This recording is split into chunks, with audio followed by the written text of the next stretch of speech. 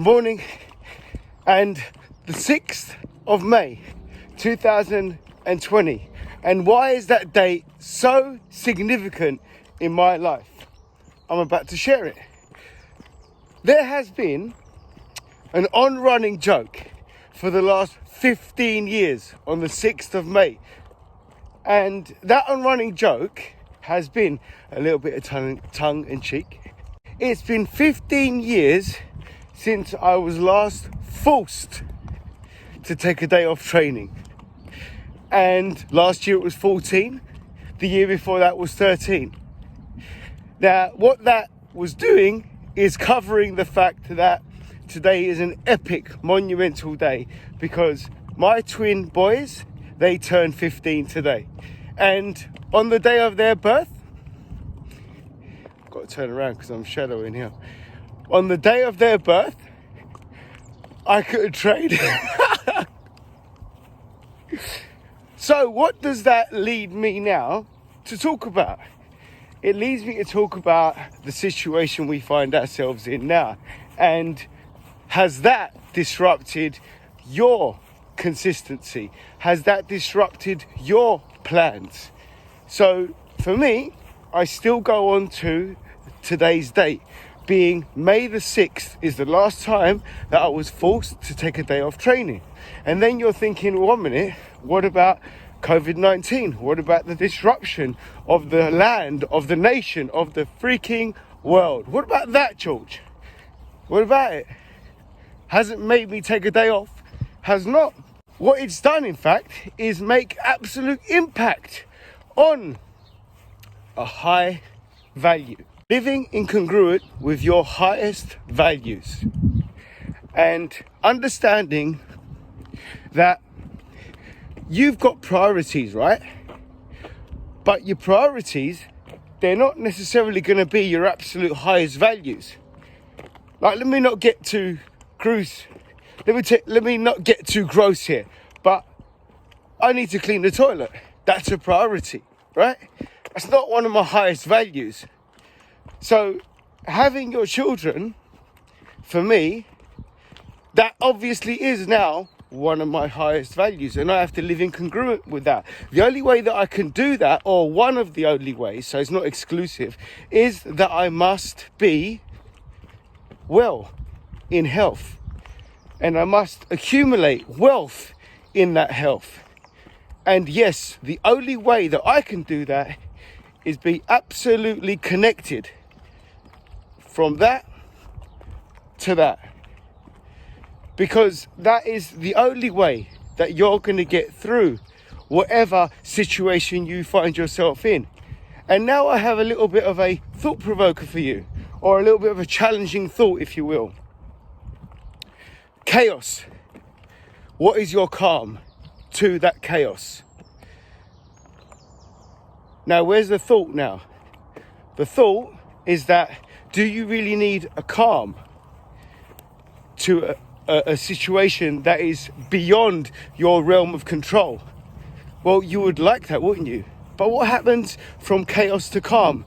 What is the antidote from chaos to calm? And it's that word there, the antidote. What is the antidote? Not what is the calm. So what is your process towards the calm? Again, it comes back to the fitness side of things. And like you know, that whatever narrative that I spout here, whatever stories that I give, I will always return it back to the fact that I run a fitness business. Now, there are many, many people, professional people that run fitness businesses. And you could look at their work, lift an eyebrow and be outstanded about how they've served their client, to the point of, mainly I'm speaking about the transformation. You know, week 1, week 14, what do they look like? Wow, that is outstanding. Let me get a bit of that. What happens after that? And that's my field. That's my coaching. See, I don't have a massive database of clients because I have a valued database of clients. I have a database of clients that are absolutely loyal to themselves. And the only way that they know they can be loyal to themselves is if they are consistent in their loyalty to themselves. And they don't want to scale out of control. And they don't want their lives to go in chaos because they like the calm. So when there is chaos that is surrounding them, they can easily have calm. They don't need to find the antidote because they've kind of got it already. And that is what brings me back to my first statement. And that was that it was 15 years ago that I was forced to take a day off training. That's not derogatory. That is hopefully a show of what consistency sounds like. And how can you invest into yourself by knowing the other person who you're investing in or the other business that you're investing in? How do you know that they've been consistent? You can read their core value listings and it's all great words, which they are. The most powerfulest impact that anyone can have in their lives is through words. I've said that. So when you look at someone's bio, when you look at a company's core values, you buy into it because of the words, right?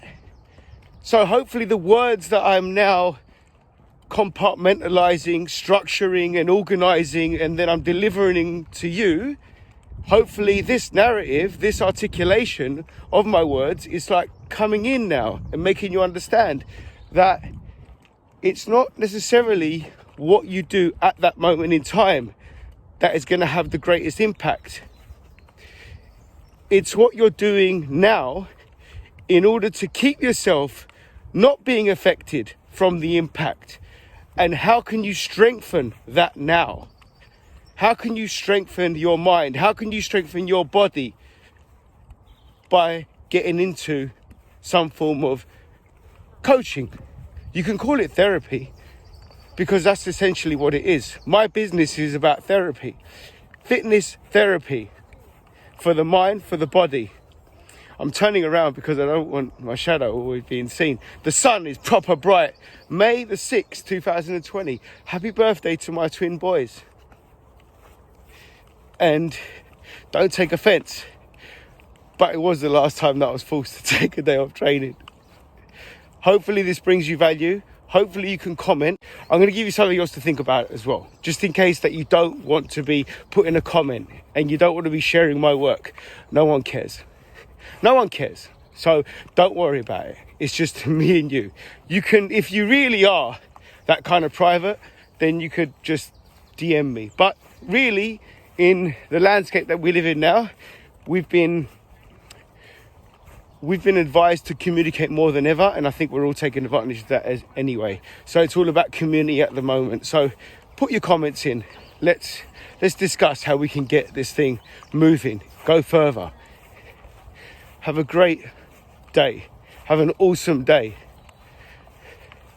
Have a very, very productive day.